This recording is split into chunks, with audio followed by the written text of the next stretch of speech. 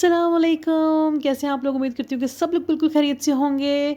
रमज़ान बहुत बहुत मुबारक हो। और रमज़ान हो और पकोड़े ना हो ये तो हो ही नहीं सकता। तो आइए चलते हैं क्रिस्पी पकोड़ों की रेसिपी की जानिब। सबसे पहले तो मुझे यहाँ पर चाहिए जी आलू। और आलू मैंने ये देखें इस तरह से इस शेप में कटिंग कर लिए हैं। जितने आलू आपको रिक्वायर्ड है आप उतने ही लें।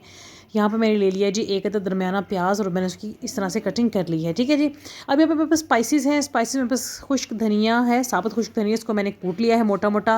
इसके अलावा मेरे पास कुटी हुई लाल मिर्च है आधी चम्मच मेरे पास लाल मिर्च का पाउडर है। इसके अलावा आपसे अब मिर्चें आपने खुद बैलेंस कर लेनी है, ठीक है, ताकि ज़्यादा ना हो जाए। नमक है हस्बे ज़रूरत, इनके हस्बे जायका, और मेरे पास हल्दी है बिल्कुल थोड़ी सी। अब ये देखें मेरे पास आलू और प्याज मैंने रख दिया, बाउल में डाल दिया, ठीक है, इनको मैं मिक्स कर दिया। अब सारे मसाले मैं इसके अंदर ऐड कर दूँगी। मसाले ऐड करने के बाद अब यहाँ पे मेरे पास है पालक, धनिया और अनारदाना, वो मैंने इसके अंदर डाल दिया। छान कर बेसन डाल दिया मैंने इसके अंदर। और अब मैं इसको मिक्स कर लूँगी और इसका मैं एक अच्छा सा मिक्सचर रेडी कर लूँगी। अच्छा, पानी आपने ग्रेजुअली ऐड करना है, आहिस्ता आहिस्ता ऐड करना है। ये नहीं कि एकदम ही सारा का सारा पानी आपने ऐड कर देना है, ऐसे नहीं करना, ठीक है। तो यहाँ पर मैं थोड़ा थोड़ा पानी डालती जा रही हूँ, मैं इसको मिक्स करती जा रही हूँ। और मैंने धनिया भी डाल दिया था इसके अंदर। और ये देखिए मैं थोड़ा थोड़ा पानी करके इसके अंदर डालती जा रही हूँ, मैं इसको मिक्स करती जा रही हूँ। मैं इसको रेडी करके आपको फिर मैं दिखाती हूँ। ये देखें जी रेडी हो चुका।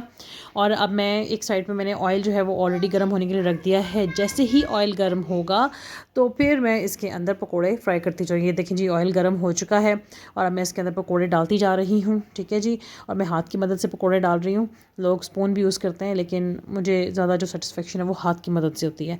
तो ये देखिए मैं इसके अंदर पकोड़े डालती जा रही हूँ। इतनी स्पेस है कढ़ाई के अंदर, तो मैं पकोड़े इसके अंदर डाल रही हूँ और मैं अब इनको कर लूँगी फ्राई। अच्छा, मीडियम टू लो फ्लेम पे अपने फ्राई करना है ताकि आलू अच्छे से जो है वो गल जाएँ, बेसन भी कच्चा ना रहे, अंदर जो भी मटेरियल है ना वो कच्चा ना रहे। लोग तेज़ आंच पे फ्राई कर लेते हैं, कलर जल्दी आ जाता है तो फिर वो टेस्ट नहीं रहता पकोड़ों का, ठीक है जी।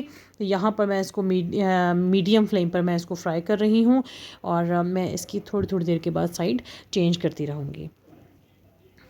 अब ये देखिए मैं वेट कर रही हूँ कि इसकी साइड थोड़े सा कलर चेंज हो तो फिर मैं इसको इसकी साइड को चेंज करूँगी। कि जी कलर चेंज होना शुरू हो गया है और मैंने इसकी साइड में बार बार पलट रही हूँ ताकि ये अच्छे से जो इसका अंदर बैटर है वो अच्छे से गल जाए, कोई चीज़ कच्ची ना रह जाए इसके अंदर, ठीक है जी।